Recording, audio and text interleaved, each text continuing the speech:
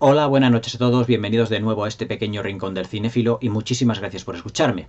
Esta noche vamos a seguir con nuestra sección de preguntas y respuestas porque se me han acumulado bastantes dentro de lo que es el correo electrónico y vamos a ir dando respuesta a todas estas preguntas que me vais haciendo, incluso algunos de vosotros de manera reiterada, incluso también algunos nuevos suscriptores, los cuales doy la bienvenida a todos ellos y que sepáis que esta es una sección del canal donde me podéis hacer preguntas o dudas, preguntas vuestras sobre el cine, sobre historia del cine, sobre películas, sobre géneros cinematográficos, sobre actores, actrices, directores, lo que queráis en lo que es en relativo a lo que es el arte cinematográfico.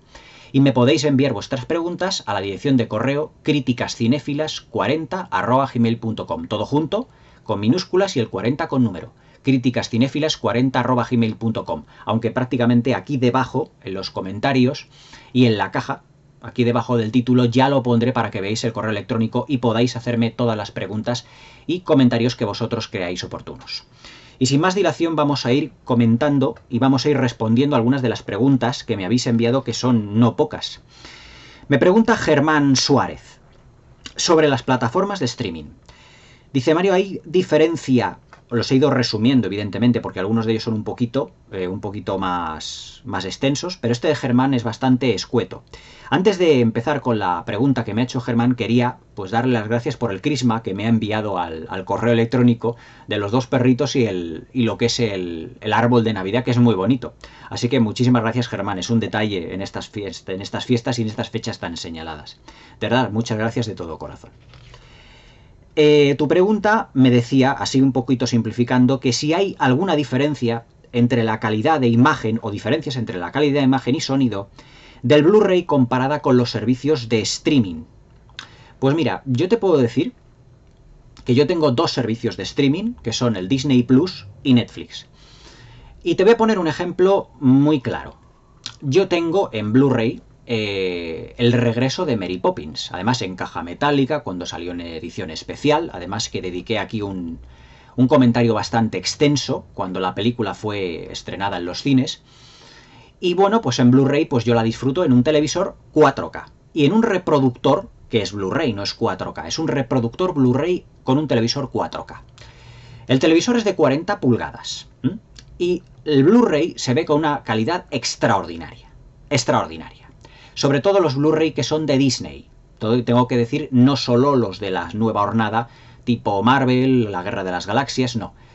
También incluso las películas actuales, incluso las clásicas, se ven con una calidad realmente extraordinaria. Se ve que Disney cuida mucho lo que es la calidad de sus DVDs y de sus Blu-rays. Pues en el Disney Plus también viene el regreso de Mary Poppins. Y yo un día pues quise hacer una comparativa.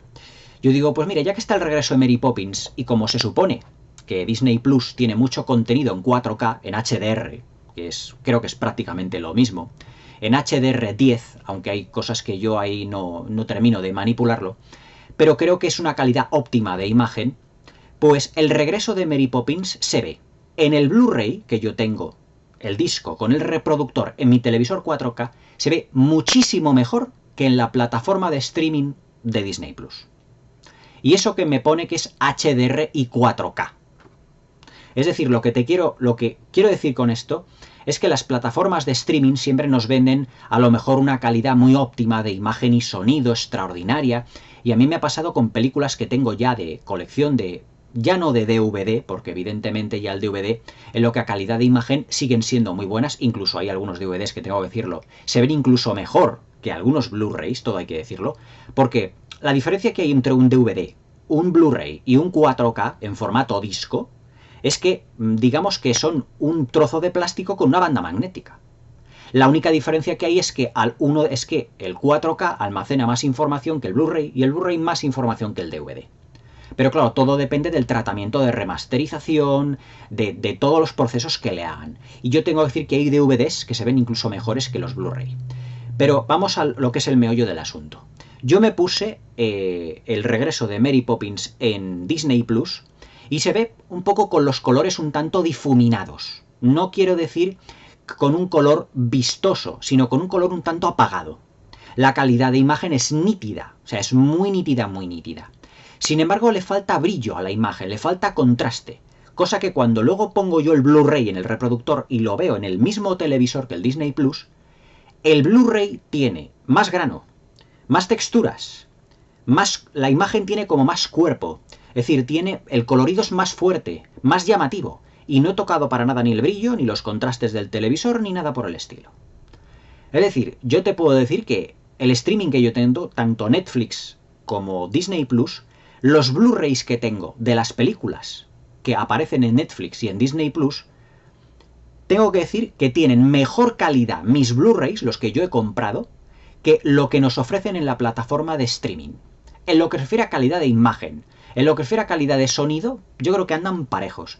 Pero el sonido me ha dado la sensación de que tenía más profundidad en el Blu-ray que en la plataforma de streaming.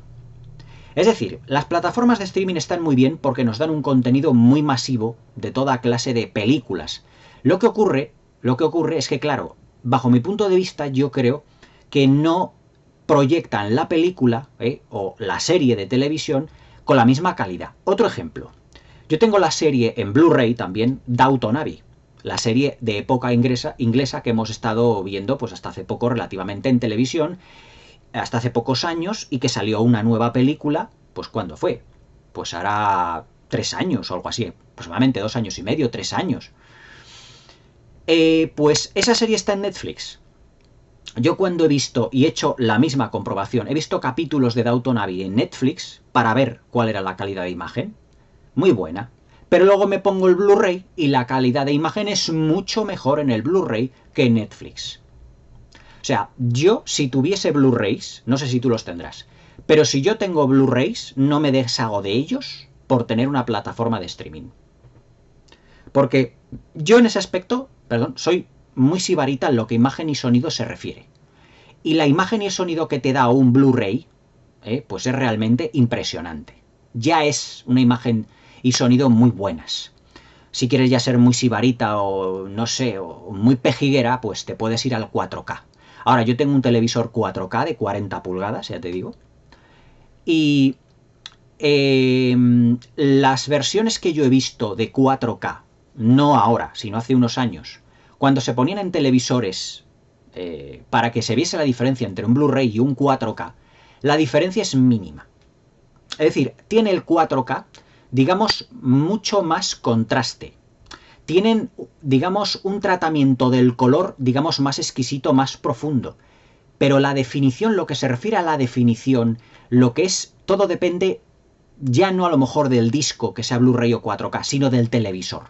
Yo en un 4K veo el Blu-ray y el 4K hace un pequeño rescalado del Blu-ray.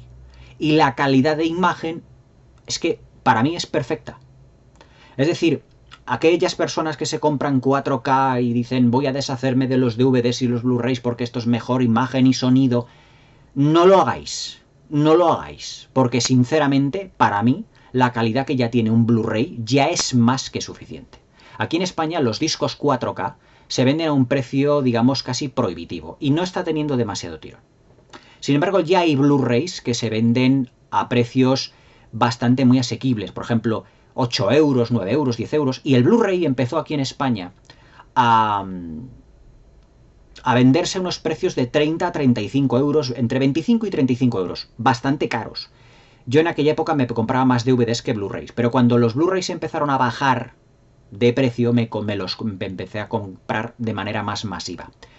Pero ya te digo, si quieres ver, digamos, una imagen y sonido bastante óptimos, con el Blu-ray te basta y te sobra. Y si tienes Blu-ray de películas, no los vendas por sustituirlos por una plataforma de streaming. Porque ya te digo, el streaming es la moda. Pero el Blu-ray siempre lo tendrás en tu casa, siempre tendrás el reproductor y siempre podrás verlo cuando te dé la gana.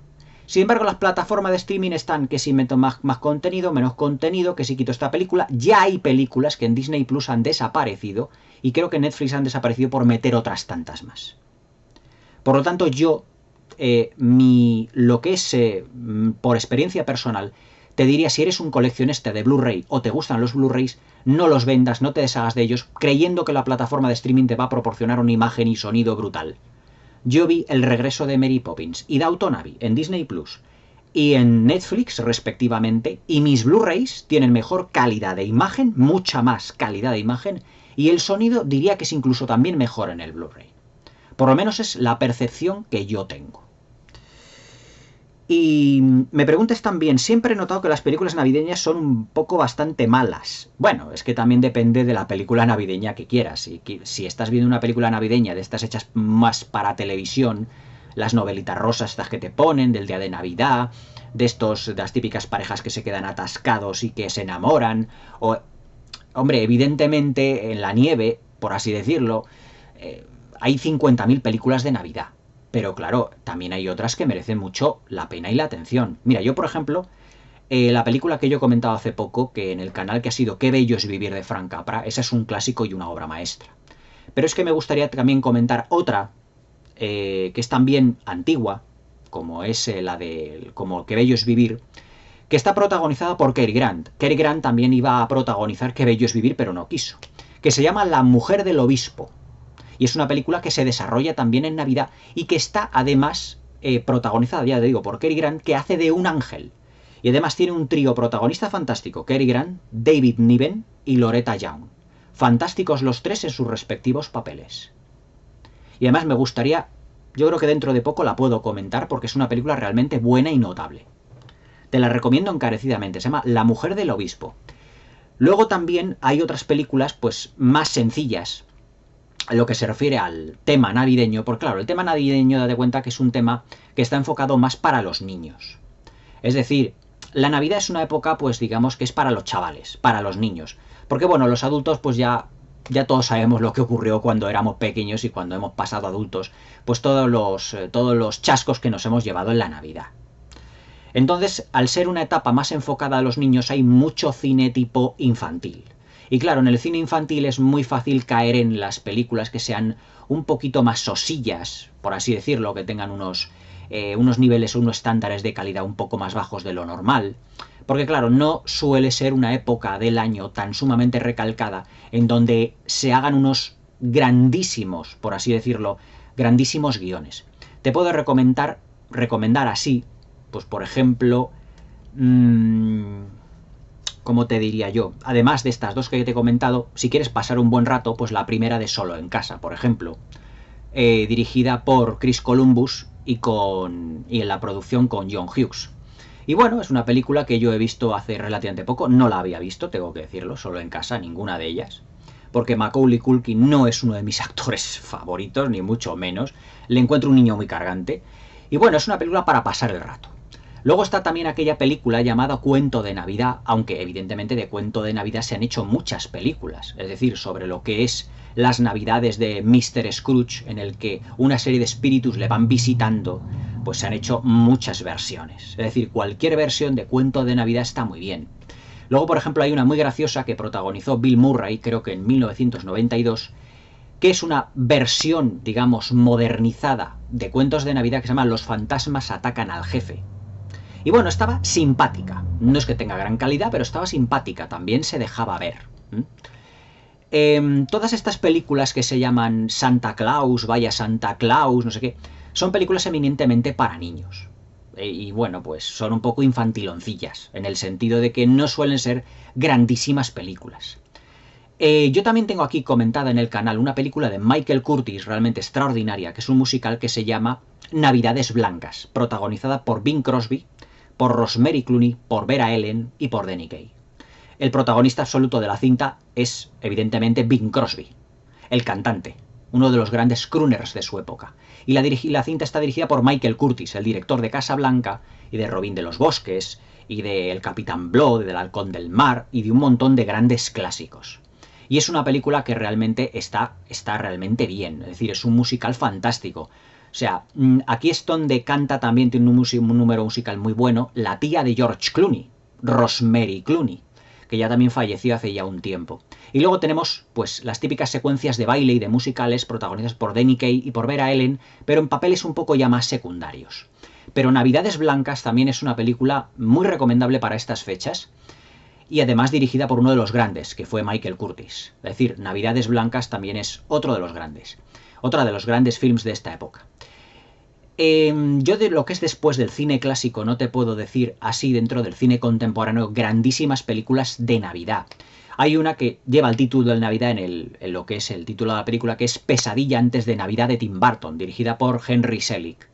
Y bueno, es un film hecho en stop motion y es curioso, realmente bien, pero creo que es una película que trata más sobre Halloween que sobre la Navidad en sí misma.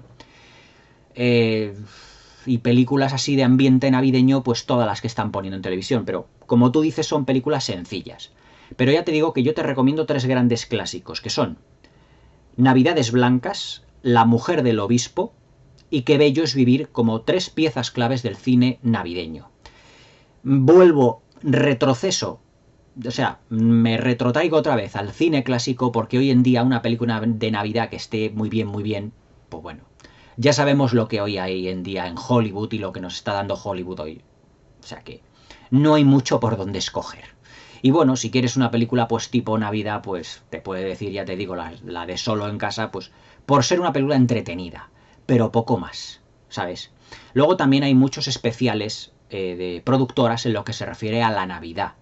O sea, Walt Disney, cuando realizaba películas en los años 50, en los años 60, también hizo una serie que yo me acuerdo que se llamaba El mágico mundo del color, donde venían especiales de Navidad muy, por así decirlo, ¿cómo te diría yo? Lo que pasa es que, claro, es que esta serie ya es bastante antigua y no la han vuelto a poner aquí en España, por lo menos desde los años 80 que yo recuerde. Pero tenía especiales de Navidad estupendos. Pero claro, ya todo eso, incluso en el Disney Plus, no lo han recuperado. Yo me acuerdo del mágico mundo del color, y la verdad es que era una gran serie, además que estuvo desde los años 40, no, los años 50 hasta los años 80, porque eran telefilms, pero basados en los buenos sentimientos, o sea, eran típicas películas muy Disney, pero de aquella época también. Y bueno, Germán, espero que te haya quedado más o menos el asunto más cuadrado. Me dice Fran Perales, me hace una recomendación. Dice, Mario, te podría hacer una recomendación, y es que abrieras una sección en lo que es el canal para el cine de género. Porque, bueno, me gustaría pues que pues realizases pues también lo que son secciones dedicadas al género, a cada uno de los géneros y subgéneros. Bueno, vamos a ver, vamos a ir por partes primero. El cine de género, no sé si sabrás lo que se entiende por cine de género como concepto.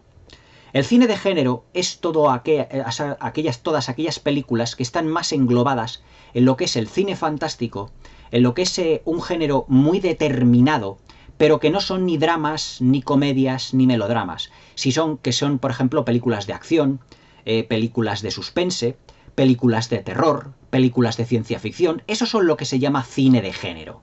Cuando un crítico, un comentarista de cine dice, es que esto es una película de género, o esto es cine de género, se refieren a las películas de terror, de suspense, de acción, las películas, digamos, de aventuras, es decir, todo lo que son los géneros muy marcados cinematográficamente. Por ejemplo, tú puedes tener una película dramática cuyo género es drama, pero es que drama, evidentemente, todas las películas tienen conceptos dramáticos o conceptos cómicos. Cuando tú pones comedia, puede ser una comedia bélica, puede ser una comedia de aventuras, puede ser una comedia de 50.000 cosas. Pero cuando tú hablas de un género como es el terror, la ciencia ficción, las aventuras o, por ejemplo, el cine policíaco, cine negro, eso es lo que se llama cine de género. Es decir, películas cuyo género está muy marcado y no deja, por así decirlo, entrar otros elementos de los géneros, de otros géneros cinematográficos, como son el drama y la comedia, que son los 2 grandes géneros de por sí. Es decir, en la historia del cine están el drama y la comedia, donde se dan la mayoría de los premios. Y luego están el cine de género, que es todo el cine, digamos, género fantástico. Las aventuras, el terror, el suspense, la fantasía, las policíacas, la ciencia ficción, eso es lo que es el cine de género en sí. Aunque hoy en día se tiende a particularizar el cine de género como el género de terror, o el género de suspense, o el género de películas de miedo. Y prácticamente el género, o sea, las películas de género se refieren única y exclusivamente a las películas de terror. Yo me acuerdo de un crítico, que ahora mismo no me acuerdo de su nombre, que cuando Martin Scorsese hizo El Cabo del Miedo en 1991 dijo: Esta es la primera inclusión de Martin Scorsese en el cine de género. Porque El Cabo del Miedo es una película de suspense, la que hizo el remake del Cabo del Terror que hizo Martin Scorsese en el 91, si mal no recuerdo, con Robert De Niro, con Jessica Lange, con Nick Nolte, que era una película de suspense tirando a terror, pero una película de suspense. Hombre, Martin Scorsese ha hecho otras películas, digamos, más de género, como el género, digamos, policíaco y el género de gángsters. Eso también es prácticamente cine de género. Lo que pasa es que se tiende más o menos a olvidar al resto de géneros y decir, el cine de género es el género de terror, y prácticamente ya no se habla de más, de esa clase de género. Pero digamos que el cine de género es el género de terror. Si hablamos de películas de terror, yo también aquí en el canal tengo muchas películas de terror comentadas. Fíjate que de los 450 y pico vídeos que llevo he comentado muchas películas de terror y por lo tanto de género. Es decir, llevo comentadas La Noche de los Muertos Vivientes, mejor dicho, la trilogía de George Romero, La Matanza de Texas, Los Pájaros, Psicosis, El Doctor Frankenstein, La Novia de Frankenstein, toda la sección de películas de la Hammer, todas esas son cine de género, tal y como se entiende el cine de género hoy en día, que no es del todo correcto, pero así es como se entiende. También tengo luego también algunas películas un tipo más de terror más moderno, como por ejemplo la de House, como por ejemplo las de John Carpenter como La Cosa. Tengo comentada también de John Carpenter la del Príncipe de las Tinieblas, que hace poco en el especial Halloween lo hice. La de Las colinas tienen ojos, la versión moderna. Es decir, que de cine de género, en lo que a género de terror se refiere, tengo comentadas. No hace falta que yo abra una nueva sección del canal. Ahora, si tú me pides que yo, por ejemplo, abra una sección de cada uno de los géneros y haga su evolución, eso te diré que yo ya lo tengo en proyecto de hace tiempo. Lo que quiero hacer es un vídeo dentro de la sección Historias del Cine en el que os explique la evolución que ha habido de cada uno de los géneros, de todos. Pero ya no solo del cine de género enfocado al género de terror, sino el drama, el melodrama, la comedia, lo que es la aventura, la fantasía, lo que es el terror, lo que es no sé qué. Es decir, todos los géneros, el histórico, es decir, lo que es la evolución de cada uno de los géneros, cuál es su punto, digamos, su punto álgido, es decir, su época dorada, los títulos imprescindibles y cuáles fueron sus directores más importantes. Eso en los próximos vídeos que haga sobre historia del cine, creo que el último fue el del color por Technicolor que hice, te pondré, por ejemplo, historia del cine, evolución de la comedia. Y te hablo de la comedia desde sus inicios, desde prácticamente el cine mudo, desde el slapstick, hasta prácticamente el cine contemporáneo, si es que ahora hay películas cómicas, que hoy en día yo no veo películas cómicas. Es decir, entrar en el cine para ponerte una película, que te ponga una película y tú abiertamente reírte, porque sea eminentemente cómica, no lo veo. Otra cosa es que otros géneros, como por ejemplo los superhéroes de Marvel, tengan mucha comicidad, pero no es una película cómica. Es una película de género fantástico. Es decir, es una película de aventuras mezclada con ciencia ficción. Esas son películas de género, por ejemplo. También. Aunque no sean de terror, son películas de género. Pero claro, eso es lo que yo voy a hacer dentro de lo que es el canal. Es decir, historia del cine, evolución de la comedia, evolución del drama, evolución de la ciencia ficción, evolución del terror. Y cuál es, digamos, su época mejor de cada una de ellas. Sus directores, sus títulos más emblemáticos, etcétera, etcétera. Aunque ya muchos de ellos están ya aquí expresados en el canal. Por ejemplo, si yo te hablo del cine de género de terror, que es el cine de género por lo que creo que es lo que tú te refieres, te puedo decir que, por ejemplo, su época dorada fueron los años 30 y principios de los 40. Y luego, evidentemente, las películas de la Hammer que vinieron. Es decir, cuando películas como, por ejemplo, Drácula de Bela Lugosi, Los Frankenstein de Boris Karloff de James Whale, El hombre invisible también de James Whale, Los fantasmas de la ópera, como fue el de Lon Chaney, y luego el protagonizado por Claude Rains, El hombre lobo, protagonizado por Lon Chaney Jr., King Kong, la versión de 1933, protagonizada por Fay Gray, de Merian Cooper y Ernest Schoedsack. Todas esas películas engloban lo que es, por ejemplo, la época dorada del género de terror, o de cine de género, si así lo quieres entender. Por ejemplo, otros títulos como La máscara de Fu Manchu, como La legión de los hombres sin alma, como Yo anduve con un zombie, como O sea, muchas películas que han estado entre los años 30, 40, alguna de los 50, pero evidentemente su época dorada fueron los 30 y principios de los 40. Luego ya la Hammer se supone que es la edad de oro del terror británico, el terror gótico propiamente dicho, que también eran góticas las de la Universal, pero el goticismo de la Hammer era diferente, era de otro modo. Y luego ya en los años 70 vinieron otros estilos en películas cuando empezaron a salir, por ejemplo, La Noche de los Muertos Vivientes, La Matanza de Texas, La Profecía, o sea, otro tipo de manera de enfocar el género. Pero bueno, no quiero adelantar acontecimientos, eso ya os lo iré explicando a medida que vaya evolucionando, que vaya viendo yo, pues vaya haciendo yo más vídeos dentro del canal y también dentro de la sección Historia del Cine. Y ahí os haré pues cada una de las evoluciones del género, de cada uno de los géneros cinematográficos y evidentemente su época dorada, directores y también hablaré de algunos subgéneros puntualmente. Pero vamos, no te preocupes porque lo que a cine de género se refiere, si tú hablas del género de terror, ya te digo que ya hay muchas películas de terror. Y si quieres o necesitas más reviews o vídeos de películas de terror, no te preocupes que ya haré muchas más de películas de terror. Aunque el género de terror no es un género para estar comentando ampliamente. Hombre, evidentemente hay muchísimas películas que sí. Pero el género de terror, incluso hoy en día, está como de capa caída. Además de que el género de terror es un género que, exceptuando las dos grandes épocas que tuvo de la productora Universal y de la Hammer, no es un género excesivamente prolífico en lo que a grandes títulos se refiere. O sea, ha habido grandes directores que han aportado su granito de arena al género de terror y lo han hecho de una manera increíble, como Alfred Hitchcock con Los pájaros, con Psicosis, ¿qué te diría yo? Como Richard Donner con La profecía, como Tobe Hooper con Poltergeist, y digo Poltergeist entre comillas porque Steven Spielberg tuvo mucho que ver en esta. Evidentemente las películas del Exorcista, incluso sus secuelas han tenido una importancia.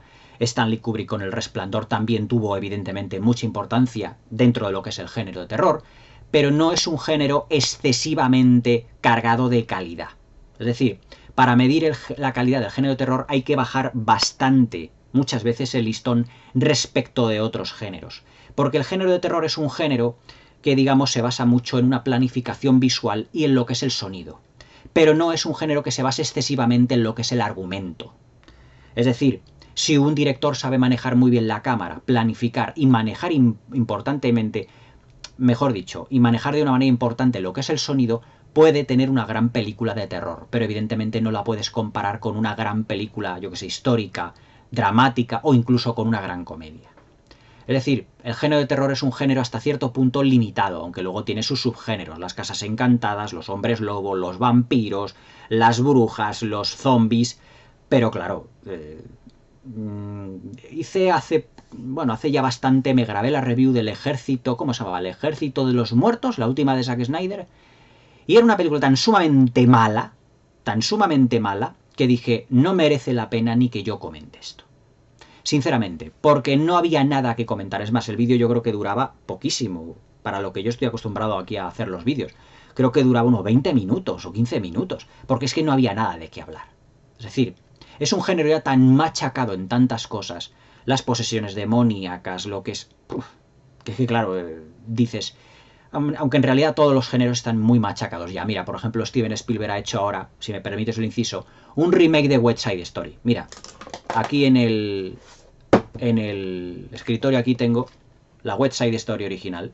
A ver si un día de estos la comento. Y bueno, yo alabo a Steven Spielberg que haga remakes porque llega un momento que yo creo que el hombre dice, bueno, ¿qué puedo hacer? Me quedan dos géneros por tocar, el musical y el western. Bueno, pues me hago un musical.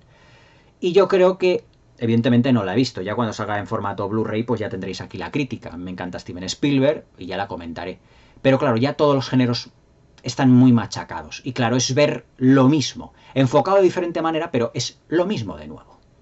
Pero ya te digo que el género de terror ya iré comentando muchas películas más, ya te digo, a lo largo de la vida del canal, muchos otros títulos, incluso otros muchos no demasiado conocidos, pero ya os digo que no es el único cine de género.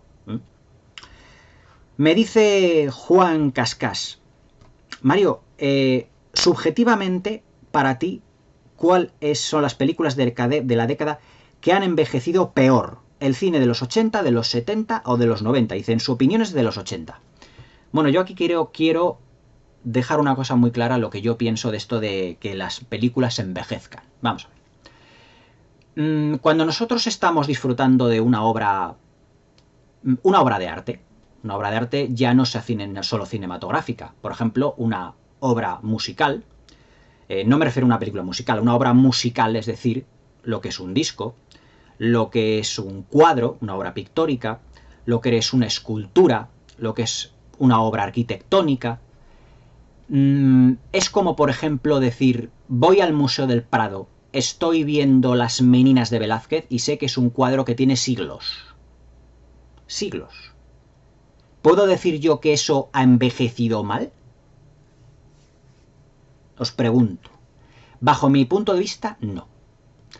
Eso de que un comentarista de cine o un crítico diga, esta película ha envejecido mal.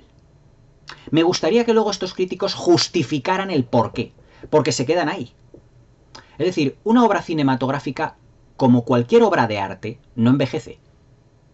O sea, no pierde valor artístico. Es decir, si una película es buena siempre. Lo que quiero decir con esto es que una obra cinematográfica, como cualquier otra obra de arte, evidentemente está filmada en una serie de circunstancias cinematográficas y extracinematográficas. Me explico. Con la técnica cinematográfica que el director emplease en ese momento. Es decir, con las cámaras que realmente se utilizaban en aquella época. Y estoy hablando de todas las épocas en general. También, por ejemplo, valores extracinematográficos. Las películas son un reflejo, muchas veces, de lo que es la sociedad en sí misma. Por ejemplo, si en los años 30 se hicieron muchas películas, por ejemplo la Universal, de terror, es que fue un periodo en la historia de Estados Unidos en el que hubo mucha gran decadencia debido a la crisis de Wall Street. Por lo tanto, todo se veía de un color más oscuro, más negro. Por lo tanto, lo que fraguó eran las películas de terror y de monstruos. ¿Por qué? Porque esas películas de monstruos lo que reflejaban eran los monstruos que había en la sociedad.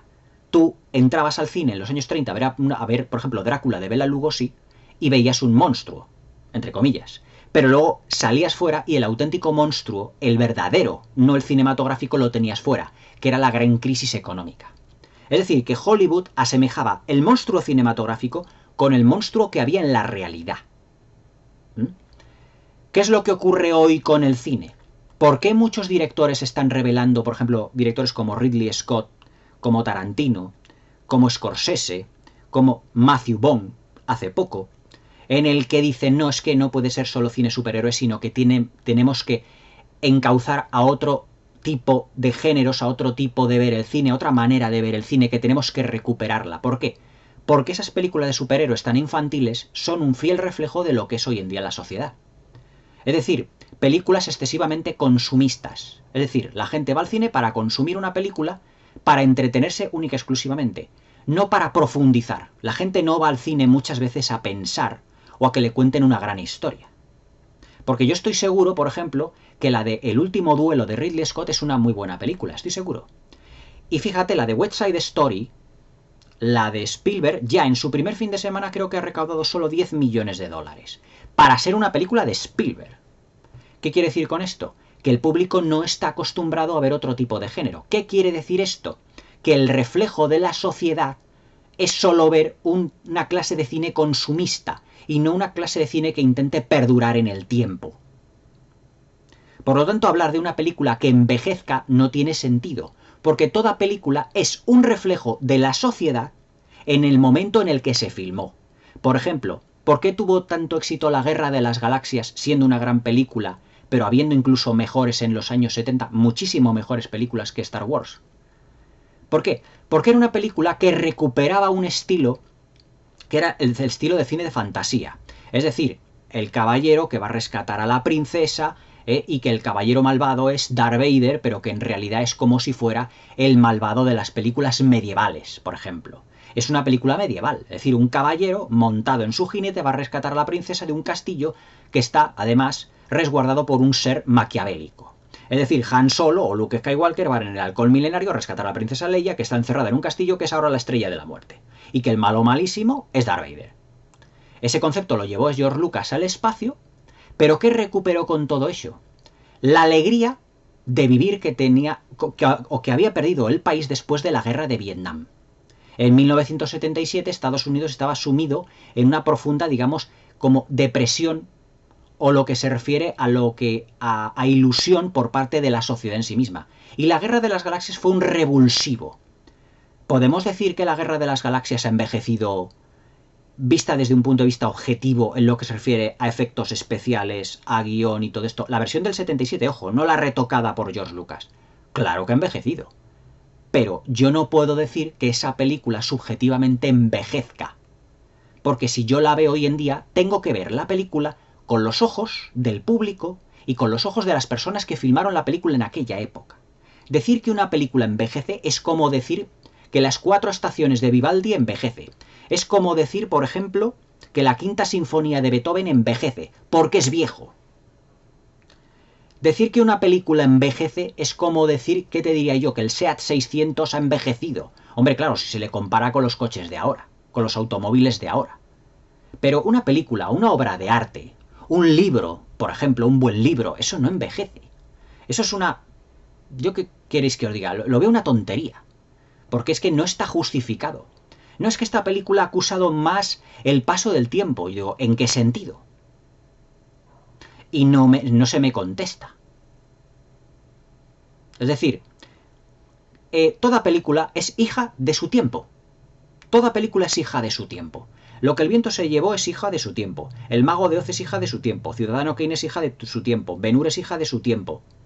Son películas en lo que se refiere a guión, a tratamiento de personajes, a color, todo eso envejecido. Hombre, sabemos ahora, por ejemplo, que tenemos unos sistemas de imagen y sonido muy superiores a los sistemas de los años 30.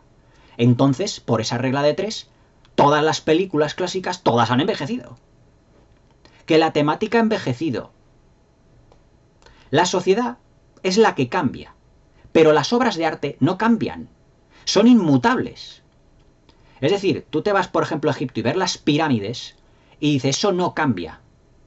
El tiempo no pasa, los que pasamos somos nosotros y nuestra manera de ver las cosas, pero las obras de arte no cambian.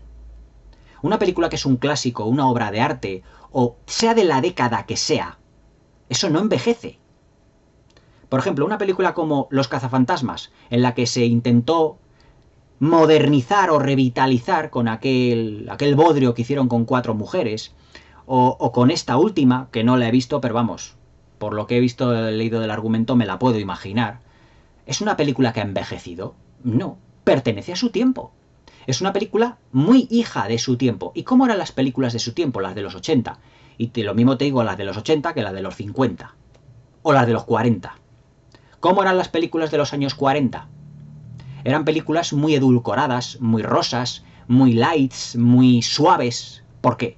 Porque el mundo estaba en guerra en los años 40, a principios de los años 40. Y la gente que iba a ir al cine no quería un gran drama. Quería lo más suave, lo más melodioso, lo más musical, lo más vivo, lo más bonito posible, lo más azucarado posible. Porque para drama ya estaba el drama de la guerra. Por eso, cada película obedece no solo a una técnica cinematográfica, muy del momento en el que se filma, sino también a una serie de elementos extracinematográficos que provienen de la sociedad.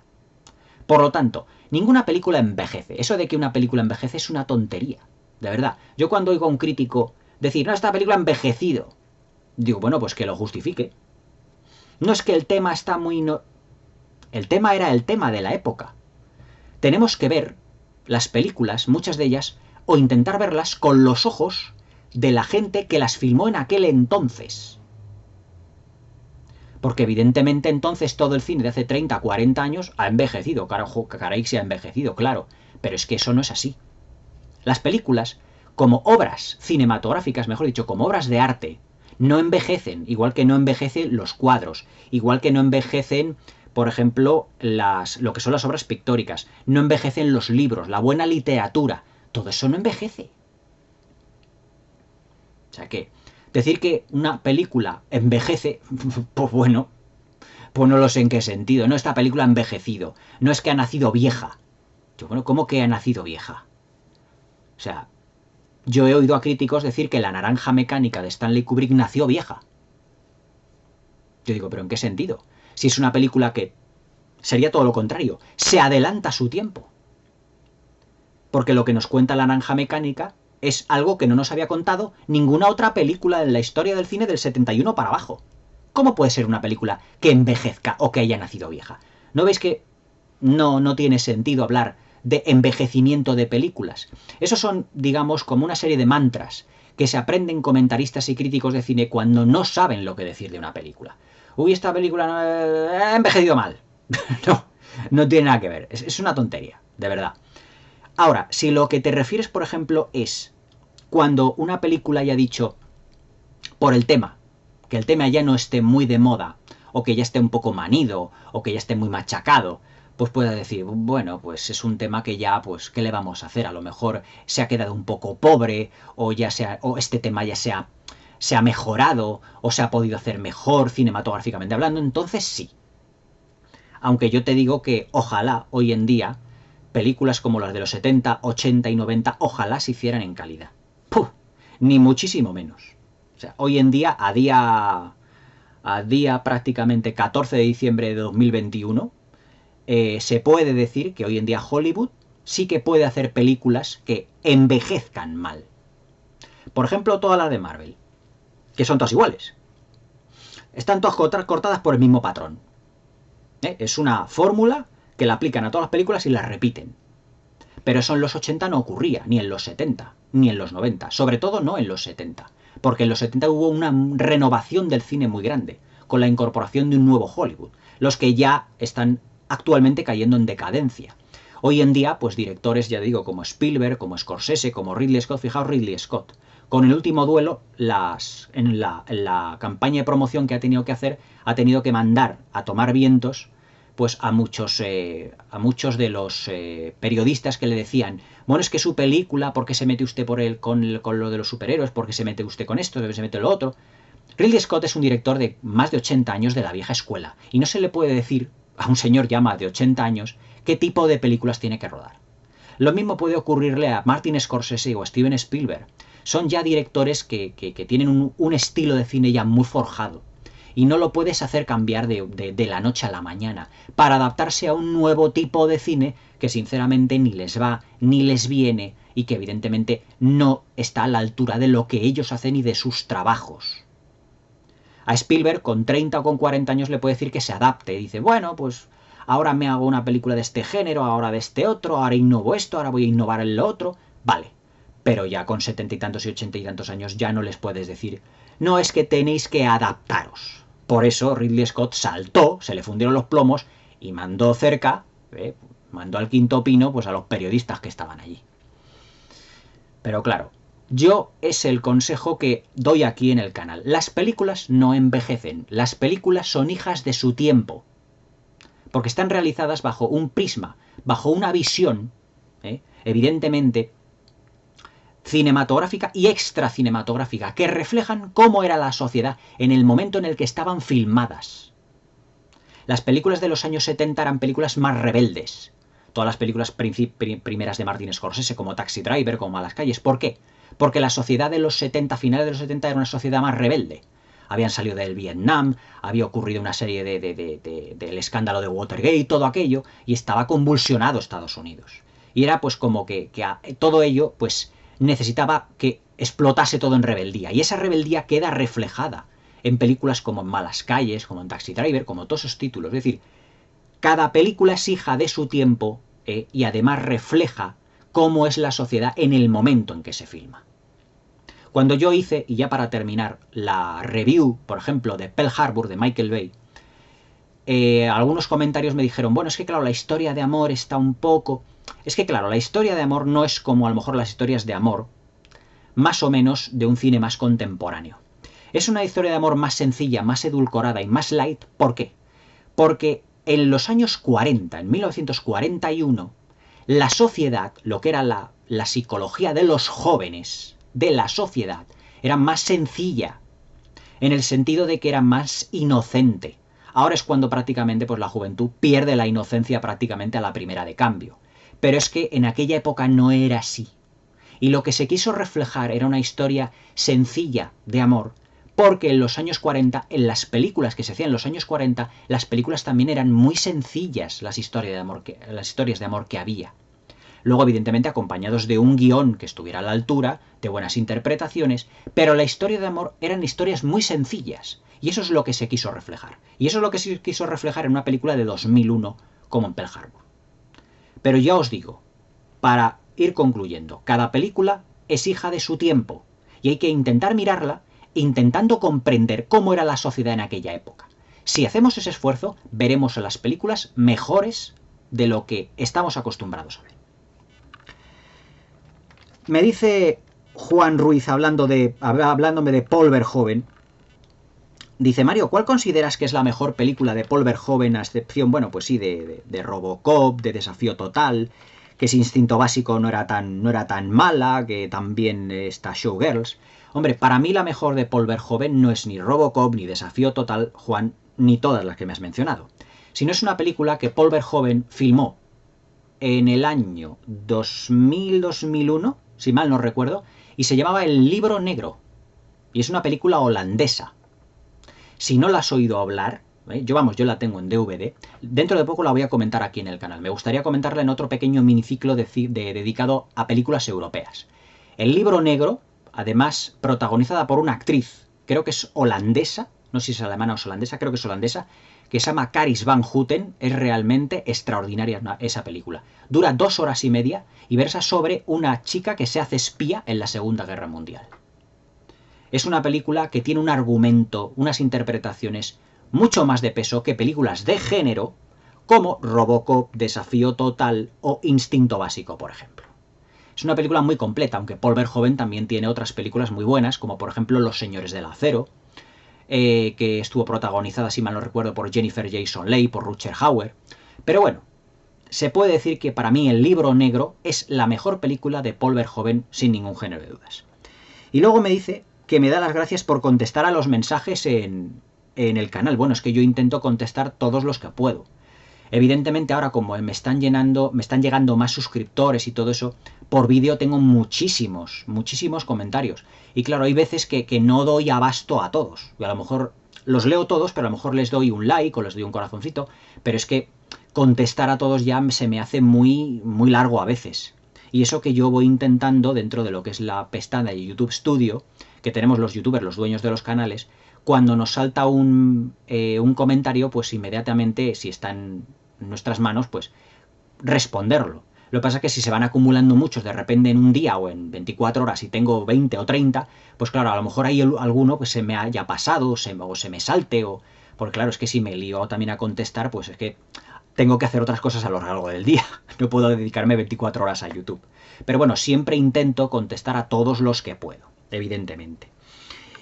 Y evidentemente también le digo a Juan Ruiz que muchísimas gracias por estar ahí, porque además veo que te estás viendo todos los vídeos, casi todo de mi canal, y que me comentas siempre algo. O sea, te doy las infinitas gracias, siempre muchas gracias de todo corazón. Me dice Javier Saex Pinel, Sexcorpio, ya sé tu nombre, aunque, bueno, te llamaré Sex o Javier, eso ya como tú quieras. La opinión que tengo sobre lo que son los spaghetti western y las diferencias con el western, si realmente se pueden definir. Hombre, vamos a ver, sí que hay diferencias y muy grandes. Vamos a ver, Javier o Sex, como quieras que te llame. Bueno, te voy a llamar directamente Javier, por lo menos aquí en lo que es aquí en el vídeo. Mi opinión sobre el spaghetti western es que fueron una serie de películas que se realizaron cuando ya los westerns, los grandes westerns de los grandes directores como Anthony Mann, como Henry Hathaway, como John Ford, como Howard Hawks, como André de Toth, como todos estos directores ya habían un poco decaído, estaban de capa caída o estaban empezando a retirarse o empezaban ya a fallecer o a retirarse directamente del cine. Entonces surgieron una serie de westerns, muchos de ellos, ¿por qué se llamaban spaghetti western? Porque evidentemente eran películas italianas. Eran películas italianas y que muchas de ellas estaban rodadas o en Italia o incluso aquí en España. Además, en el desierto de Almería. Ahí se filmaron cantidad de spaghetti western. Mediados finales de los años 60, durante parte de la década de los 60 y también durante la década de los 70. ¿Cuál era la gran diferencia con los westerns grandes? Por ejemplo, los de John Ford o los de Anthony Mann, todos los directores que te he nombrado. Evidentemente, primero el presupuesto. Los spaghetti westerns siempre fueron películas más tirando a serie B. Es decir, los grandes decorados que tenían los westerns clásicos, los grandes westerns, como por ejemplo, ¿qué te voy a decir yo? La Conquista del Oeste, como puedan ser los westerns evidentemente de John Ford, como La Legión Invencible, como Fort Apache, como Centauros del Desierto, como Pasión de los Fuertes, El hombre que mató Liberty Balance, La Diligencia. Si nos vamos a Howard Hawks, como El Dorado, como Río Bravo, de Anthony Mann, ni te cuento las películas que hizo evidentemente Anthony Mann con James Stewart. Horizontes Lejanos, Tierras Lejanas, El hombre del Laramie, Winchester 73, es decir, todos los que hizo con James Stewart. Bastantes. Luego, evidentemente, Henry Hathaway fue otro de los profesionales del western, Los cuatro hijos de Katy Elder, es decir, muchísimos títulos para dar. ¿Qué diferencia había entre, por ejemplo, la trilogía del dólar de Sergio Leone o todos esos western, por ejemplo, las primeras películas que hicieron Bud Spencer y Terence Hill como Trinidad, le seguían llamando Trinidad, incluso algunos realizados incluso ya aquí en España con actores españoles? Primero, el presupuesto. Segundo, evidentemente, un bajón de calidad realmente notable respecto a los grandes westerns. Es decir, tú veías un western clásico y veías luego un spaghetti western y ni la fotografía era la misma, ni la planificación era la misma, ni los actores, ni las interpretaciones. Incluso podrían compartir, te diría yo, hasta cierto punto, incluso podrían compartir hasta actores. Por ejemplo, hubo un actor que hizo muchísimos western, tanto western como spaghetti western, que fue Jack Elam. Jack Elam, por ejemplo, estuvo en Hasta que llegó su hora, de Sergio Leone. Estuvo también en grandes westerns de la mano también de John Ford, de la mano de Anthony Mann, de la mano de todos los grandes. O sea, podían compartir incluso actores, pero claro, la diferencia era abismal. La manera de narrar que tenían los directores italianos como Sergio Corbucci, que fue un ayudante de dirección de Sergio Leone, pero que luego se pasó al spaghetti western, que luego empezó haciendo películas posteriormente en los 70 con Terence Hill y con Bud Spencer. Incluso los spaghetti western de Sergio Leone, al principio, por un puñado de dólares, el bueno, el feo y el malo, no pueden compararse con los grandes clásicos de los directores que os he mencionado anteriormente. Es decir, lo que se refiere a planificación, lo que se refiere a, ¿qué te diría yo?, a interpretaciones, en lo que se refiere al lenguaje visual, en lo que se refiere a guión, a argumento. Tú te cogías, por ejemplo, una película como Tierras Lejanas, de Anthony Mann con James Stewart, y claro, es un western que evidentemente se ve el calibre que tiene porque tiene una cantidad de lo que son, por ejemplo, paisajes, todo lo que se movía Anthony Mann y lo que movía a su equipo técnico para ir a rodarse a las montañas rocosas, irse al Klondike, a Canadá, irse al Yukon, cerca de Alaska, a rodar todo eso no te lo daba un spaghetti western. Un spaghetti western estaba rodada, ya te digo, en el este de Almería, en el desierto de Almería, con las 4 casitas que tenían alrededor, y olvídate más. O sea, ya no tenías más. Luego lo podías adornar, como hizo Sergio Leone, con Clint Eastwood, con su interpretación, con los ojos, con los primeros planos que hacía, con la banda sonora de Ennio Morricone. Pero si te pones a desgranar los spaghetti western, evidentemente no tienen un caché tan poderoso, ni tienen la calidad de los grandes evidentemente de los grandes directores del western de toda la vida. Por ejemplo, el otro día pusieron en Classics, en 13TV, en el programa de José Luis García, Fort Apache. Pues era, fijaos, toda la cantidad de extras que había haciendo de indios, de la caballería, de todo eso. Todos esos eran cientos y cientos y cientos de extras que tenían que maquillar, tenían que dar de comer, tenían que vestir, tenían que buscarles caballos. Y claro, John Ford llevar todo un equipo técnico desde Los Ángeles a Monument Valley, allí en mitad del desierto, para grabar. Llévate comida, llévate estancias pues para que duerman, para que descansen los extras, todo eso. Claro, el presupuesto y luego también la sabiduría que tenía un director como John Ford o como Henry Hathaway o como cualquier de los que os he mencionado anteriormente respecto de un spaghetti western, ¡puf!, es que no había ni punto de comparación. Es decir, el Spaghetti Western es una serie B del western. Es decir, ¿por qué le gustan tanto los Spaghetti Western a Quentin Tarantino? Porque Quentin Tarantino es un director que le encanta la serie B. Acordaos de la película aquella, el dúo que hizo con Robert Rodríguez, por ejemplo, en las que nos hicieron pues la de Planet Terror y la de Death Proof, Prueba de Vida. Pues eran un homenaje a la serie B, porque a ellos les encantaba la serie B. Y la de Django desencadenado, digamos que es un homenaje de Tarantino, pues a los Spaghetti Western. Es decir, a un cine que a él le gustaba, que era un cine más de serie B. Es decir, digamos que los Spaghetti Western son la segunda división de los Western. Yo, por mucho que tenga mucha, categoría, caché, por un puñado de dólares, la trilogía del dólar del Sergio Leone, yo no la puedo comparar con, ¿qué te voy a decir yo? Con Los Profesionales, no la puedo comparar con Río Grande, no la puedo comparar con Río Rojo, no la puedo comparar con El hombre que mató a Liberty Balance, no la puedo comparar con Río Bravo, no la puedo comparar con Fort Apache, porque son incomparables. Ahora, que luego realizando Spaghetti Westerns se realizase un western que prácticamente estaba a la altura de las grandes películas de los western, porque ya tenía, digamos, más medios, más localizaciones, más un guión más trabajado, filmando al estilo del Spaghetti Western, pues ahí tienes Hasta que llegó su hora de Sergio Leone, que es, digamos, la mayoría de edad de los Spaghetti Western, realizada en 1968, donde están Henry Fonda, Charles Bronson, donde está evidentemente Claudia Cardinale. Es decir, ya en esa película con Henry Fonda ya te da a entender que esa película ya tiene una categoría. Es decir, una categoría que no tiene la trilogía del dólar. Es decir, por mucho que queramos comparar a Clint Eastwood con Henry Fonda, es que son incomparables. Porque claro, Henry Fonda lleva al Spaghetti Western con su interpretación, digamos, pues a la mayoría de edad. Y a una calidad que todas las anteriores del Spaghetti Western no habían tenido. Y que ninguna tendría en la historia del cine. Es decir, se puede decir que si hay un Spaghetti Western, digamos, su obra maestra, por antonomasia, es la de Hasta que llegó su hora. Porque está filmada como un Spaghetti Western, pero que tiene los medios de una gran producción.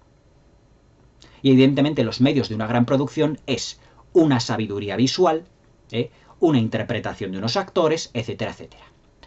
La trilogía del dólar fue un campo de pruebas que tuvo Sergio Leone para luego hacer películas superiores. Fue aprendiendo en esas películas y luego realizó posteriormente a ellas la de Hasta que llegó su hora, que es mucho mejor que la trilogía del dólar. Y luego en los años 80, principios, ya se propuso un macroproyecto que fue la de Érase una vez en América. Pero claro, es perfeccionando su estilo. Pero claro, la diferencia es que hay entre un Spaghetti Western y un western son abismales.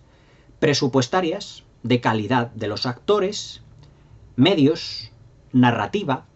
Es decir, tú ves la fotografía de un Spaghetti Western y dices, bueno, demasiada abundancia de primeros planos o de primerísimos primeros planos, una puesta en escena más pobrecita, por así decirlo, unos duelos a tiros un poco lights, es decir, no me vale solo, evidentemente, el típico duelo de miradas, no, tiene que haber algo más, tiene que haber más movimiento. Yo, por ejemplo, recomiendo una película, también protagonizada por Henry Fonda, que es de John Ford, que es Pasión de los Fuertes. Es un claro ejemplo de cómo además se puede filmar lo que es un tiroteo, que luego fue muy imitado por Kevin Costner en la película Open Range, que es un gran homenaje, evidentemente, al cine de los grandes westerns de antaño, no a los Spaghetti Western. Y cuando me dicen, bueno, es que la del bueno, el feo y el malo, por un puñado de dólares, la muerte tiene un precio, son películas un poco sobrevaloradas. Porque yo os doy un consejo, si queréis ver westerns verdaderos, buenos, iros a los de los directores clásicos. O sea, esas... A Clint Eastwood, que les conocemos por la del bueno, el feo y el malo, es que el bueno y el feo y el malo es una película, bueno, que la consideran muchos como un clásico, pero un clásico del Spaghetti Western. Porque si nosotros cogemos, por ejemplo, Winchester 73 o El hombre de Laramie, de Anthony Mann, pues son dos películas que le dan sopas con onda a las películas de Sergio Leone. Pero sopas con onda.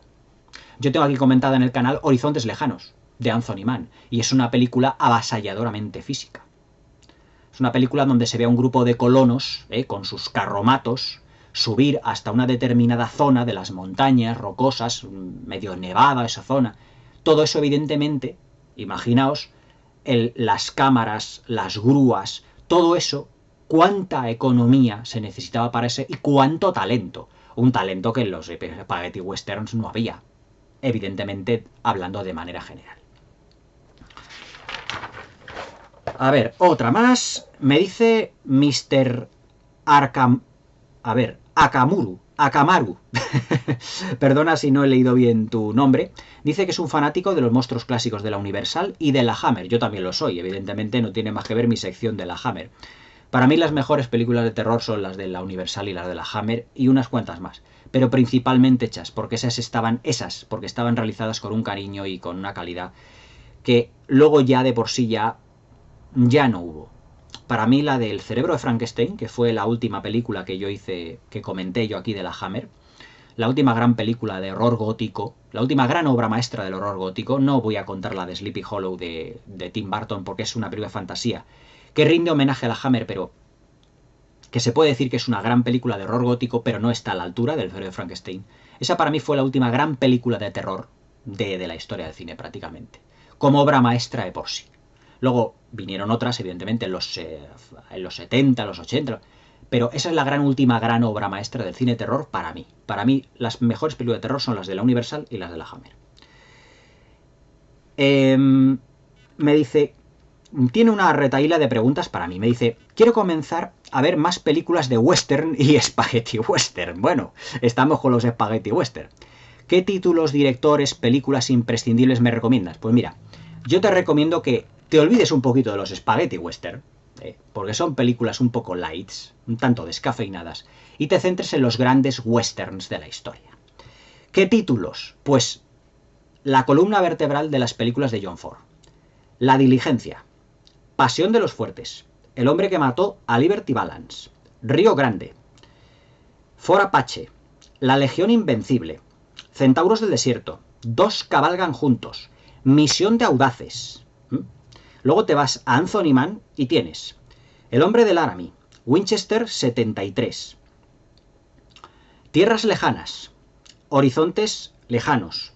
De Howard Hawks tienes Río Bravo, El Dorado, que es un remake de Río Bravo, pero en el que prácticamente el personaje de Dean Martin en Río Bravo ha sido sustituido por el de Robert Mitchum y que es prácticamente un remake. Pero es que luego tienes otros tantos directores más como André de Toth, como Henry Hathaway, como Sam Peckinpah. No te pierdas, por ejemplo, Los cuatro hijos de Cathy Elder, El gran McLintock, Grupo Salvaje. Es decir, tienes multitud de películas de grandes western en la historia del cine. Yo te diría que te centraras en la década de los 50. Desde 1950 hasta 1959 se rodaron la mayoría de los mejores western de la historia. Tienes más de 100 y pico obras maestras del western en esa década. Los western de los 50. Tienes ahí para dar y regalar. Y luego cuando ya te hayas cansado, pero bien acostumbrado a lo que es un buen western, evidentemente, te puedes ir al spaghetti western, pero en el sentido de pasatiempo. Quitando hasta que llegó su hora. Los demás para mí son pasatiempos. Es decir, si yo veo Fort Apache o veo Centauros del Desierto, luego no me puedo ver El bueno, el feo y el malo. Porque me parece una película completamente, ¿qué os diría yo? Cochambrosa. Es decir, la interpretación de John Wayne, la puesta en escena de John Ford, la economía narrativa que tiene, todos los significados visuales y narrativos y los hallazgos que tiene esa película. Y así todas las de la filmografía de John Ford. Si luego nos vamos también a las de Anthony Mann, pues también tienes para dar y regalar. Los 4 títulos que te he mencionado son realmente extraordinarias. La de Horizontes Lejanos es una maravilla. Tierras lejanas que ves el Yukon, que ves Alaska, Canadá, que ves una gran amplitud de paisajes. Los grandes western, y sobre todo los realizados por John Ford y por Anthony Mann, son los grandes creadores de un concepto que prácticamente casi hoy se ha perdido en el cine, que es el protagonismo del paisaje. Es decir, John Ford le dio un protagonismo al paisaje, al Monument Valley, para empezar, que ningún otro director prácticamente ha recuperado. Que solo directores, por ejemplo, te voy a decir uno, Peter Jackson, en sus películas de la Tierra Media, ha recuperado la pasión por el paisaje. Acuérdate del principio, por ejemplo, del Señor de los Anillos, de las 2 torres, cuando van Legolas, Aragorn y Gimli. en esas tomas aéreas fantásticas, pasando por la Tierra Media y corriendo, para intentar dar caza a los Uruk-hai que se han llevado a Merry Pippin. Acuérdate de la Comunidad del Anillo cuando iba por todos esos paisajes, esos bosques, también en el Hobbit todo lo que son, por ejemplo, todos los enanos junto con Bilbo que van recorriendo tantas zonas de la Tierra Media. Peter Jackson recupera un concepto con sus películas de la Tierra Media que es un concepto prácticamente olvidado, que es el protagonismo del paisaje. Algo fundamental en las películas de aventuras, de los westerns y de todo tipo de películas, digamos, incluso bélicas de la época dorada de Hollywood, y que hoy en día ese concepto se ha perdido. Porque hoy en día, prácticamente, no hace falta ni que te desplaces a ningún sitio para filmarlo. Tienes una pantalla azul, un croma, ponen la fotografía del croma y se acabó. Ahí tienes el paisaje. Pero claro, ahí se nota en la interpretación de los actores. Un actor, cuando vivía su interpretación, era cuando estaba interpretando su papel en un paisaje real. Pero no en una nave donde hay una pantalla croma y donde prácticamente todo es color azul o de color verde. Entonces es un concepto que prácticamente se ha perdido. Y ya no solo la croma. Por ejemplo, en el Mandaloriano, de la Guerra de las Galaxias, hay un nuevo concepto en el que el paisaje, todo lo que rodea, también está digitalizado por ordenador. Y es como una especie de pantalla de 180 o 360 grados, ahora no me acuerdo, en el que se refleja todo un paisaje. Es decir, que Pedro Pascal no está filmando muchas veces en decorados reales en lo que es un desierto auténtico. No hace falta ya. Por eso es un concepto que se ha perdido.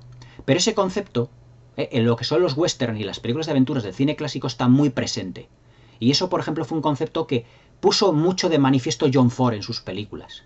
Por eso las películas de John Ford, de Anthony Mann y de todos los directores antiguos que te he comentado, los clásicos, son películas muy físicas. Parece que estás tú dentro prácticamente de la propia película, porque estás viendo todo lo que es el paisaje. Los personajes se están moviendo en esas carretas, con esos caballos, todo era real. Las carretas podían caerse, podían tropezar con pedruscos, con piedras, con esto, con lo otro, podían resbalar.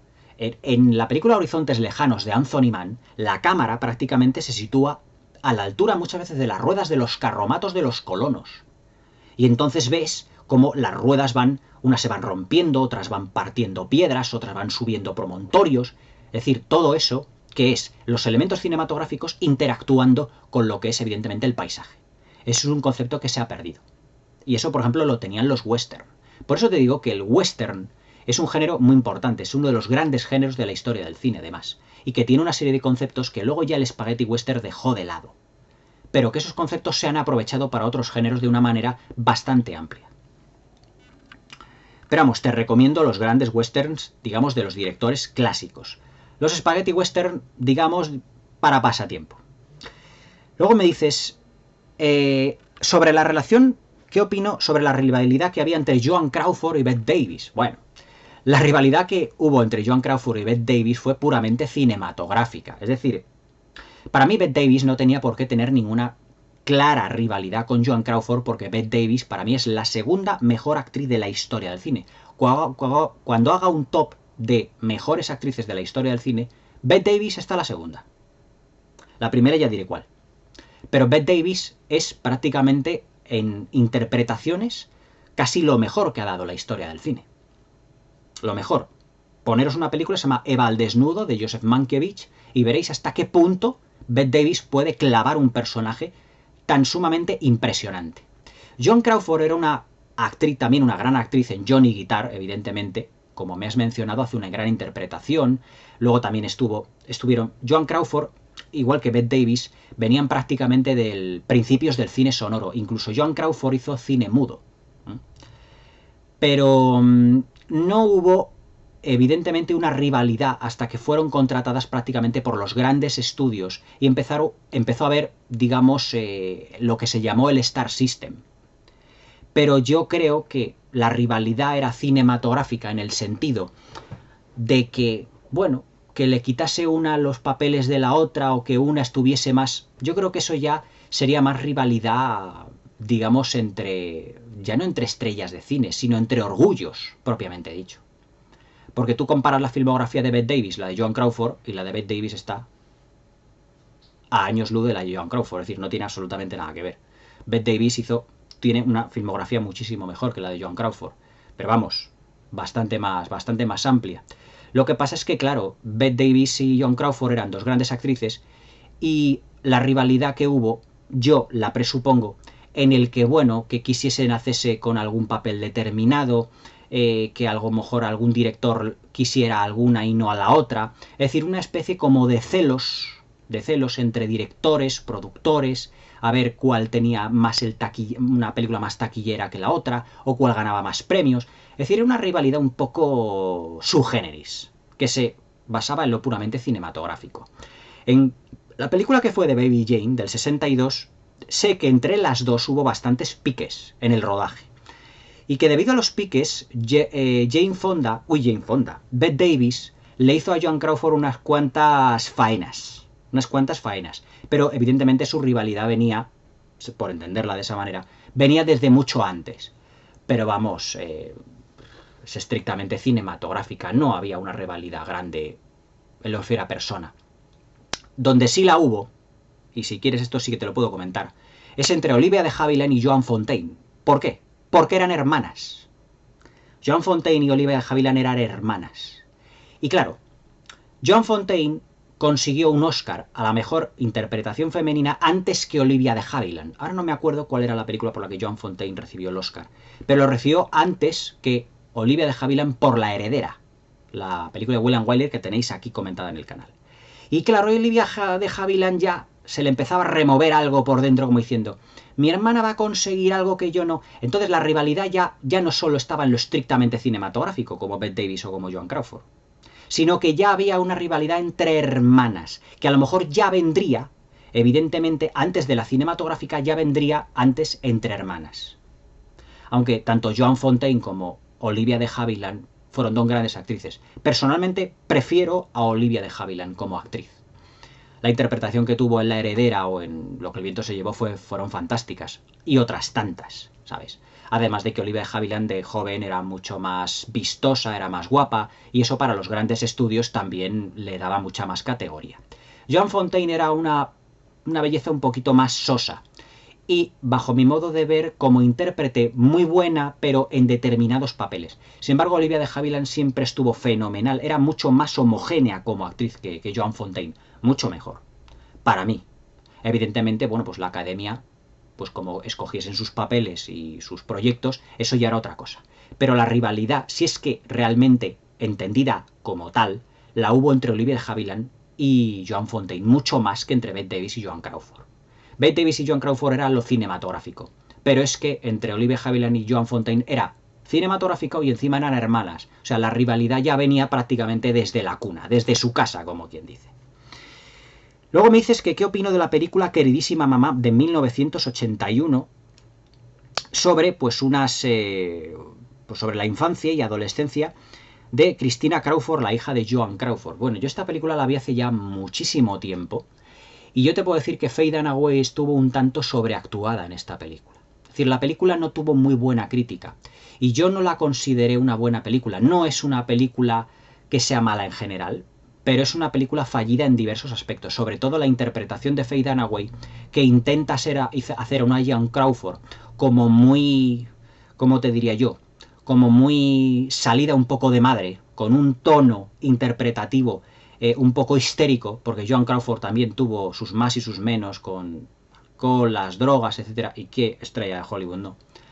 Sobre todo con el alcohol, y evidentemente pues interpreta un poco Faye Dunaway a una Joan Crawford un poco, digamos, desaforada.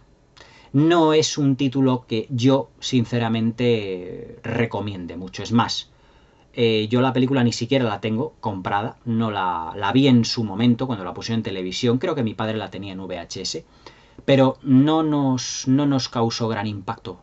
Yo creo que la he visto, creo que un par de veces nada más, pero yo creo que ni Faye Dunaway estuvo realmente metida en su papel. Es un poco desaforado el papel que hace, un poco que tiende a la sobreactuación, y la película pues es un poco, que os diría yo, para mí un tanto fallida. Se basa en unas memorias. Bueno, es las memorias de su hija, es el punto de vista de la hija. También habría que hacer el punto de vista de Joan Crawford, de la auténtica Joan Crawford.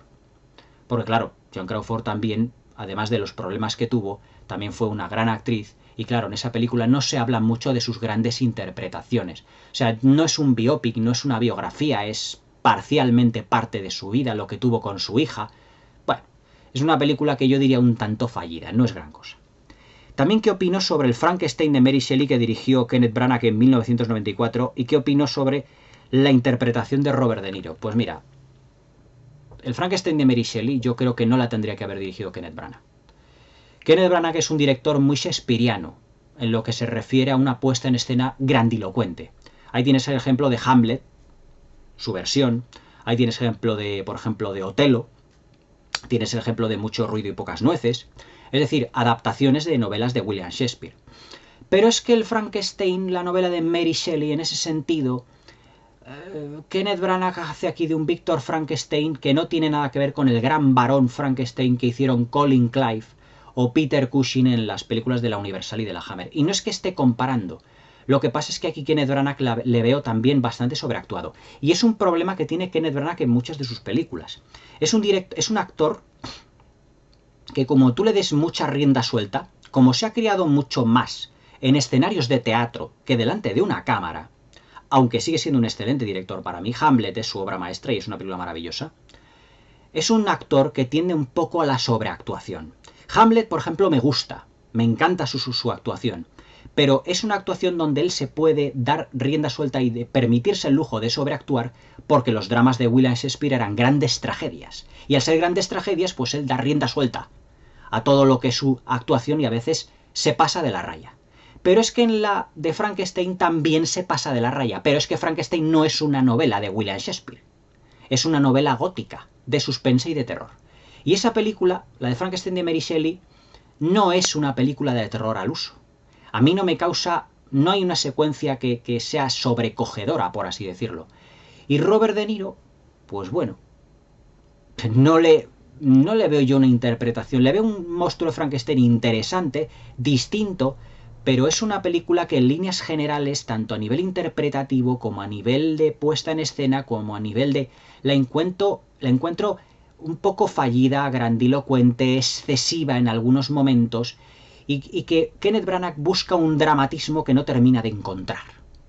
Porque es que además intenta darle, además, sobre todo, por ejemplo, la secuencia que tiene con Helena Bonham Carter, en la que hace luego de la novia de Frankenstein, di mi nombre, y viene luego el otro, que la ve una situación extremadamente forzada. Es decir, ha querido darle Kenneth Branagh en esta película, en lo que será la dirección de actores, la dirección en particular, en líneas generales de la película, un tono un poco tanto shakespeariano, que es todo lo contrario. Es más intimista. La novela de Mary Shelley es más intimista. Entonces le sale, digamos, una especie de historia de bolsilibro que para mí no termina de cuajar en ningún momento. Para mí no es una buena película de Frankenstein. Y eso que esta película yo cuando la vi me gustó. Pero luego cuando la he revisitado varias veces la he ido sacando demasiados fallos. Demasiados fallos. Yo me quedo con los Frankensteins de Karloff y de Peter Cushing. Con esa idea. Incluso otras películas de Frankenstein que han podido hacer otros. Incluso con la comedia de Mel Brooks, El jovencito Frankenstein.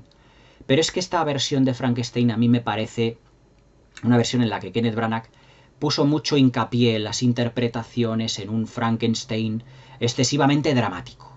Y es que el Frankenstein de la novela tampoco, porque de acuerdo que como adaptación, pues dices, bueno, no está mal, porque sigue en líneas generales lo que es la novela, pero luego lo que es la creación del monstruo es excesivamente desaforada.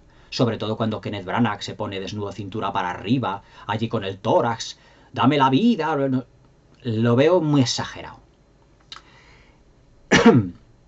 Y me dice, para terminar, ¿me puede recomendar películas de suspense y de misterio como Crimen Perfecto? Bueno, madre mía, de suspense y de misterio. Pues mira, de suspense evidentemente toda la filmografía de Alfred Hitchcock. Pero si tú lo que refieres es suspense misterio en el que haya asesinatos, todas las adaptaciones que puedas encontrar de las novelas de Agatha Christie. Todas. Sobre todo aquellas 6 películas que hizo Peter Ustinov encarnando al detective Hércules Poirot. Muerte en el Nilo, Muerte bajo el sol, La muerte de Lord Edward, y luego otras 3 más que hizo para televisión. Todas, por ejemplo, la serie de Hércules Poirot de David Suchet, todas esas son policíacas de suspense y de misterio, todas. En lo que se refiere, por ejemplo, el cine negro tiene otro gran componente de suspense y también de misterio a veces. Si nos vamos al misterio, en lo que se refiere más a lo que tú dices, por ejemplo, al estilo de Crimen Perfecto, es que claro, nos teníamos que ir ya más a la filmografía de Alfred Hitchcock. Pero yo no te voy a recomendar Vértigo, Con la muerte de los talones, las típicas. Vete, por ejemplo, a la etapa británica de Alfred Hitchcock. Por ejemplo, Alarma en el Expreso, 39 escalones, Recuerda. Te puedo recomendar, por ejemplo, La Trama, que fue la última película Hitchcock, Topaz. Luego también te puedo recomendar muchísimas películas, por ejemplo, algunas en las que se ocurre un asesinato en una casa o en un caserón y que todos los de dentro son, por ejemplo, sospechosos de ese estilo, por ejemplo, Cluedo, Un cadáver a los postres, que es una comedia. Es una comedia de lo que es el género policíaco. Te puedo recomendar la de Puñales por la espalda, de Ryan Johnson, que se estrenó hace muy poquitos años, la de Daniel Craig, que estaba. O sea, es que de ese estilo se han hecho muchísimas en la historia del cine. Pero vamos, con que tú cógete la filmografía de Alfred Hitchcock, sobre todo de las primeras que tiene, y todos son de crimen y de misterio y de suspense. Y de suspense te puedo recomendar también, incluso si nos vamos al suspense, tendiendo un poco al terror. Por ejemplo, el subgénero de Casas Encantadas. Tienen más de suspense que de terror. Por ejemplo, lo que es la película suspense, propiamente dicha, Los Inocentes, de Jack Clayton, te la puedo recomendar. La guarida, de Robert Wise, con Rustamli, por ejemplo, también es una gran película. No el remake que hizo Liam Neeson con Catherine Zeta-Jones, no, la versión original. La leyenda de la casa del infierno, también es una muy buena película suspense. Al final de la escalera, Lo que ocurre, de Peter Medak, del año 81, con George Scott. Pero esta es una película más de terror, casi ya, que toca más el terror que el suspense. Es decir, de películas de suspense hay 50.000. Igual que te digo, por ejemplo, que empieces en los western con todas las películas de Anthony Mann, Henry Hathaway, John Ford, André de Toth, Howard Hawks. Empieza por la de suspense, evidentemente, con toda la filmografía de Hitchcock, con todas las películas que hay de adaptaciones de las novelas de Agatha Christie, 10 negritos, de la señorita Marple, todas son de crimen y misterio, y de suspense, evidentemente. Y ya no solo películas, sino también series de televisión, es que en esas hay 50.000. Es que como me pongas cine de suspense, es que hay películas de esas hay para parar un tren. También la Hammer hizo películas de suspense, ya no solo de terror, basado por ejemplo en leyendas. La leyenda de Van Dorf, que se llama La Gorgona, que tiene cierto carácter mitológico. Es decir, es que, claro, para nombrarte aquí películas de suspense, tendría que sacarte un listado de filmografías enteras. O sea que, por ejemplo, El fotógrafo del pánico, ahora me ha venido a la mente, de Michael Powell y Emily Pressburger, que son los directores fetiche de Martin Scorsese.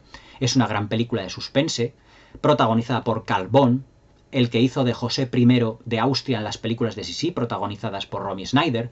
O sea que tienes muchísimas. El fotógrafo del pánico es una gran película de suspense y de misterio, realmente extraordinaria. Esa también te la recomiendo. Ahora podría decirte, es que claro, hay tantísimas que poco a poco te puedo ir diciendo según me vaya acordando. Pero en ese sentido ya te digo, los de la primera etapa de Hitchcock son muy buenas. Sospecha, Encadenados, Extraños en un tren, todas de Hitchcock, pues que hay muchísimas, macho. O sea, que en ese hay para dar y tomar. Y bueno, pues prácticamente hasta aquí nuestro especial de preguntas y respuestas número 20 de hoy, que ya llevamos 1 hora 24 minutos. Espero que no se os haya hecho excesivamente largo el vídeo, pero creo que ha sido bastante fructífero. Sobre todo que tengáis claros muchos conceptos. La primera, que las películas no envejecen. Las películas son hijas de su tiempo. Y hay que verlas con los ojos de su tiempo. La segunda, que para ver Spaghetti Western ya están los grandes westerns de la historia del cine. Que para eso están ahí. Para eso están los clásicos, que son mucho más poderosas en todos los sentidos. Aunque todo, evidentemente, va sobre los gustos. No todos tenemos los mismos gustos. Y evidentemente la rivalidad entre actores, actrices, muchas veces son rivalidades estrictamente cinematográficas, aunque algunas traspasen un poquito lo que es la pantalla, pero ya incluso por motivos familiares, como en el caso de Olivia Havilland y Jean Fontaine, pero no tanto en el caso de Joan Crawford y Bette Davis. También la rivalidad entre actores y actrices suele ser una herramienta de marketing para que el público no se decante por ninguna de las dos, sino que vaya tanto a ver las películas de una actriz como las de la otra. Porque dicen, si hay rivalidad entre ellas, es que tratarán evidentemente de superarse cada vez más a sí mismas y por lo tanto darnos mejor interpretación y mejor producto cinematográfico. Es una labor de marketing también. O sea que no os creáis también todo lo que oigáis, aunque efectivamente la hubo. Pero tampoco fue tan gran cosa como muchos nos quieren hacer creer. Espero que os haya gustado el vídeo, que le des al like, que os suscribáis al canal para más críticas cinéfilas que ya irán viniendo en los días sucesivos. Un abrazo y hasta mañana.